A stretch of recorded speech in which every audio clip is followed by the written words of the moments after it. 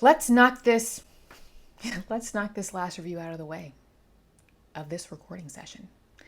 When did I read this book? As you can tell by the title. Ooh. Northanger Abbey by Jane Austen. Okay. I was like, hey, I haven't reviewed an Austen novel, I don't think, on Mansfield Park. I have. The other Austens that I've read were way before I had a YouTube channel. So one of these days I'm going to reread all of Austen's works and but do thorough reviews on the books I do not have thorough reviews for. So that's everything except Mansfield Park and Northanger Abbey. So Pride and Prejudice, which I haven't read since, it's been a long time. Sense and Sensibility, I've read twice, but I don't have a thorough review on it. Emma, Persuasion in particular. So one of these days, lots to read, but not enough time. But let's do this short review on Northanger Abbey. Because I remember when I read it at the end of 2021, this is actually perfect. It's like by the time this video goes live, where I live, it's probably 100 degrees and with a heat index of 112 with 95% humidity. And I'm second guessing and contemplating, like, where can I live that isn't miserable in the summer? So let's dive in, because this is really Jane Austen's like satire on Gothic fiction, but I thought this was a charming book when I read it. Let's jump into the synopsis. So, Northanger Abbey by Austen is a comedic novel. I find actually all of Austen's novels to be comedic. I think that's actually the appropriate way to read her, in my opinion. I read her as comedy and as comedy. But our main character is Catherine Morland, and young Catherine is into reading Gothic novels during her first trip to Bath. She filters the people and places she becomes acquainted with through this Gothic fictional lens. And Austen is poking fun at Gothic novels. There is definitely a formula to Gothic novels, especially if you've read Wuthering Heights, which of course is coming after Jane Austen, and Jane Eyre, etc. But they're Gothic novels prior to the Bronte sisters. But Jane Austen this is a bit of satire on her end, and in typical Austen fashion, there are characters that are seemingly good, but they're the ones that are actually shady, and there's a good deal of social commentary, humor, and there is a sweet little love interest in this novel.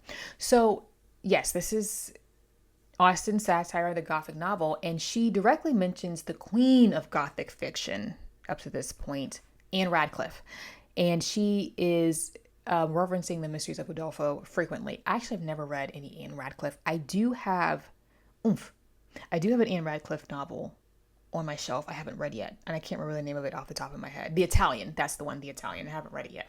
But Catherine is enthralled by this novel. Obsessed, okay? And she talks about it every chance she gets. I mean, relatable. I mean, Catherine is probably a teenager at this point. I think she's about a teenager, which is a very teenage thing to do. So very relatable, especially when we read it. Don't we all do that, though? We get a book that we're obsessed with and we just can't stop talking about it. That's Catherine.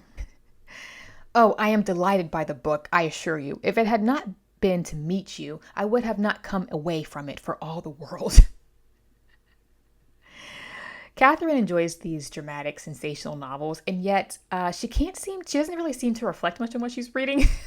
Austen circles back to this quality of Catherine's later on, because there is a point in the narrative where her lack of discernment and propriety kind of catches up to her. Catherine is living too much more in like this idealized reality because of this idealized world based on the fiction that she's reading.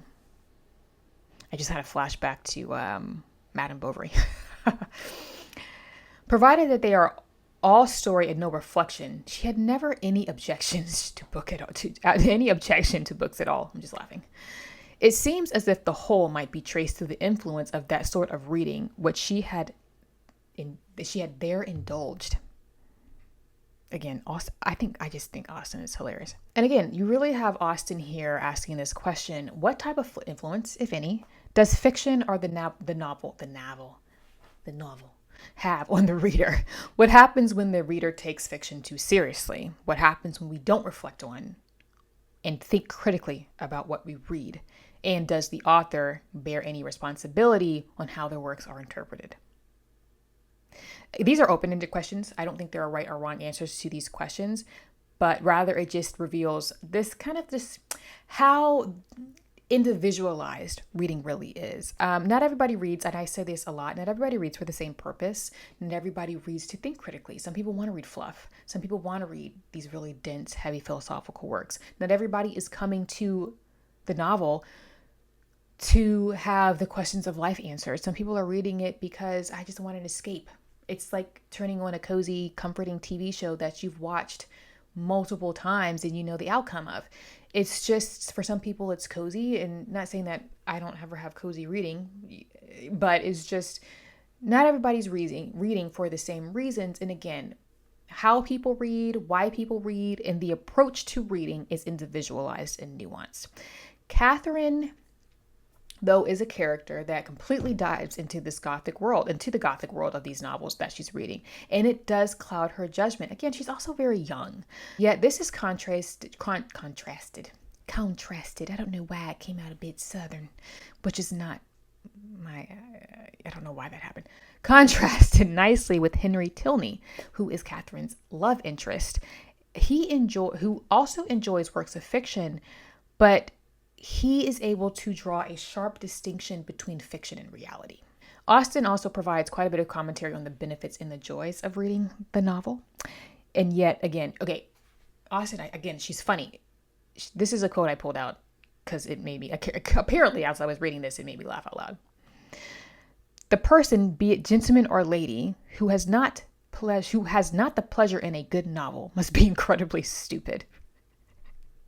Austen, I'm telling you, she's a comedian. Let's wrap this up. I'm almost done. Short review, but I like a short review every now and then. As in most of Austen's novels, we have a central element in the plot that is dependent upon this relationship and the friendships between females, which makes sense. I would consider, yes, Austen's novels are very feminine. Obviously, it's Jane Austen. She's writing in the 1700s, and she's writing from a very specific perspective, English perspective, female perspective. And so,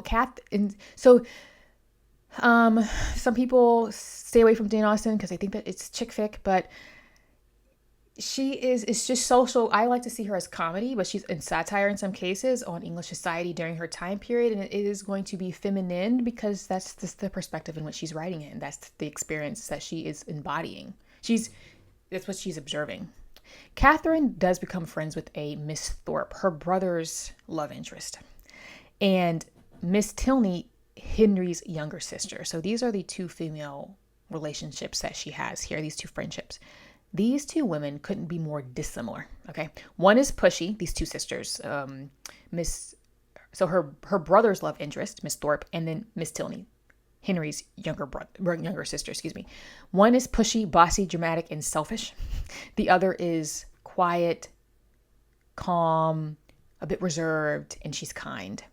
And there is a lot of drama that, in typical Austen fashion, there is a lot of drama that kind of results from these women in particular, but Austen still uses both of these characters to just provide some interesting thoughts on the value of friendship and the importance of female companionship for women. Friendship is certainly the finest balm for the pangs of disappointed love. One thing that Austen, I think this you can even see this theme in all of her novels. Be wary. It's almost like this Jane Austen PSA. Be wary of individuals from her perspective. You feel free to disagree. Of those who excessively use hyperbole to express their affection. There is nothing I would not do for those who are really my friends. I have no notion of living in halves. It is not my nature. My attachments are always excessively strong. I think this was quoted from a character who ain't quite right. Okay. Jane Austen also has just this funny, quaint, if you will, commentary on the differences between men and women that I always find charming. Some of this day and age, some people may view this as archaic. Come on, it's Jane Austen. She's a riot. No young lady can be justified in falling in love before the gentleman's love is declared. It may be very improper that a lady should dream of a gentleman before the gentleman is first known to have dreamt of her. Woman is fine for her satisfaction alone. No man will admire her the more. No woman will like her the better for it. Neatness and fashion are enough for the former, and a something of shabbiness or impropriety will be most endearing for the latter. I just find Jane Austen to be funny. I need to do rereading. I need to reread her novels. Anyway, I enjoyed Northanger Abbey more than I thought I did when I first reading it. It's just funny. I found it to be a delightful read. I thought it to be kind of sweet. You put this young female character she's young, and that's why, she is approaching these gothic novels the way that she is. She's just, you see kids do it all the time when they get really into a show. Okay, the Pokemon generation, they still do it. Like, Pokemon is still popular, and like we were walking around pretending we were Ash, trying to catch them all, throwing like Easter egg, pretending those were our plastic Easter eggs, pretending those were our Pokeballs, and that squirrel was Pikachu. Come on, we all did it. We all had imagination.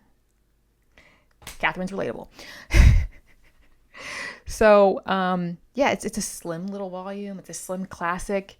And it just was one of those novels that when I read it, I remember chuckling throughout the entire time, and I really enjoyed it. And I gave it a 4.5 out of 5. I need to, like I said, I need to reread Jane Austen. I have read all of her novels. I have read Pride and Prejudice twice. I'm just looking at them back here. Pride and Prejudice twice, Sense and Sensibility twice, but it's been a while. I really need to reread them. Mansfield Park, Persuasion, Emma, and Northanger Abbey, I've only read once. I hope I was saying Northanger and not Northanger Abbey. These I have only read once. I need to reread all of them, and Persuasion definitely deserves a review. My favorite out of the bunch. Pride and Prejudice, it's been a minute. So actually, no, I take that back. I think I've only read Pride and Prejudice once. So I've only read Sense and Sensibility twice. That's always a tongue twister for me. Anyway, let's wrap this up. Again, so much to read in so little time. I do like rereading because, what you thought about a book or what you picked up on it at one point in your life may not be what you pick up on later. I'm getting tired later in life. Anyway, that's all I have to say. What is your favorite Jane Austen novel? Jane Austen, what's your favorite? Thoughts and comments below. Also, feel free to like, subscribe, and follow me on Instagram, where I get up to more book shenanigans. I post all of my book content there first, and I post occasionally something goofy in the reels or in the Instagram stories occasionally. But that's all.